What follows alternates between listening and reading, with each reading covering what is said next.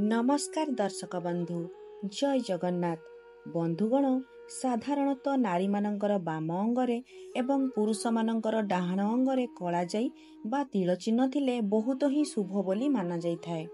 तेबे आजिर एही भिडियो रे आमे जानिबा नारी मानकर केउ अंगरे कला जाई बा तिल चिन्ह रहिले सेही नारी सुगुण सुशीला हेबा सहित धन एवं ऐश्वर्यशालिनी होइथाए।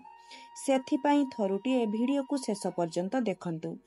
आगकू बढ़िबा पूर्वरु आपण माने जदि आम चैनल नूतन दर्शक होइथांती तेबे आम चैनल को निश्चित सब्सक्राइब कर दियंतु एवं पाखरे थिबा बेल आइकन को प्रेस कर दियंतु। नारी मानकर नाभि तले बा नाभि पाखरे तिल चिन्ह रहिले एहा बहुत ही उत्तम होइथाए। एही स्थान रे तिल चिन्ह थिले समस्त प्रकारर भोग विलास सेमानंकु मिलिथाए। गाड़ी घर एवं उत्तम स्वामी मध्य एमानंकु मिलिथाए। सेहीपरि कौनसी नारीर पिठिरे तिल चिन्ह रहिले सेही नारी रोमांटिक प्रकृतिर होइथांती, धन उपार्जन रे माहिर होइथांती एवं खर्च मध्य अधिक करिथांती।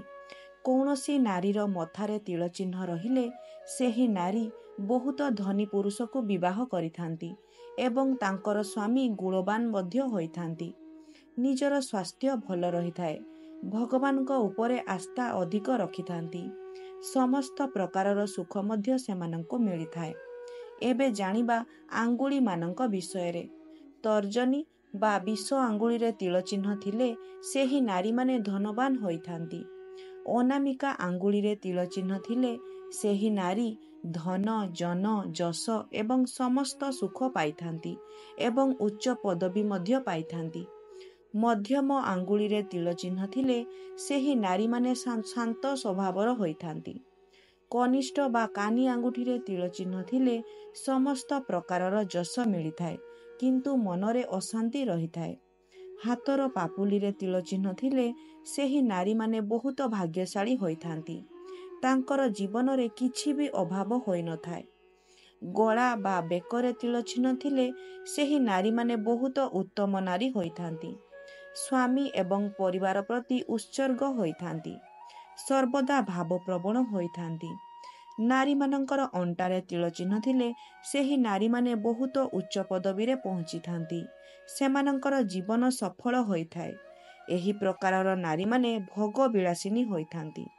जंघरे तिल चिन्ह थिले सेही नारी माने पुरुष मानंकु समोहन करिथांती, पुरुष मानंकु तांको इशारा रे कार्य कराइथांती।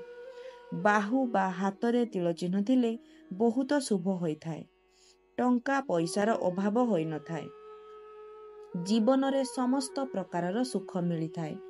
गालरे तिल चिन्ह थिले बहुत ही शुभ होइथाए।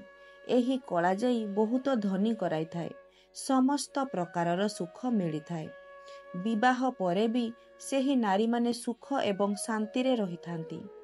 मथारे तिल चिन्ह थिले राजयोग होइथाए बा सेही नारी माने अत्यंत भाग्यशाली होइथांती। दाम्पत्य जीवन सुखमय होइथाए, प्रचुर धनर प्राप्ति मध्य होइथाए। नारी मानंकर छाती रे तिल चिन्ह थिले एहीपरि नारी माने सदा सर्वदा खुशी रे रहिथांती, सेमानंकु समस्त प्रकारर सुख मिलिथाए। स्वामी सुख सहित ऐश्वर्य मध्य मिलिथाए, तांकर स्वामी मध्य बहुत उत्तम होइथांती।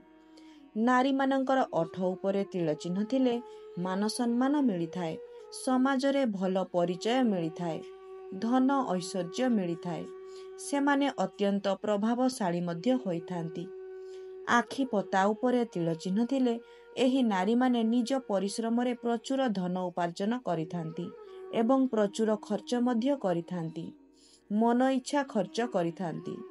पादरे तिल चिन्ह थिले सेही नारी माने बहुत उच्च पदवी रे पहुंची थांती, जीवन रे प्रचुर सफलता मिलिथाए, समाज रे भल परिचय हासिल करिथांती, घर एवं परिवारर प्रिय होइथांती एवं समस्ते सेही नारीर कथा मानिथांती।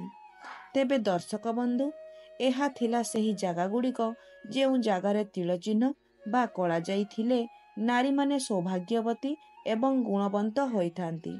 जदि आपण मानंकु आम भिडियोटी भल लागिथाए तेबे भिडियो को लाइक एवं शेयर कर दियंतु। धन्यवाद।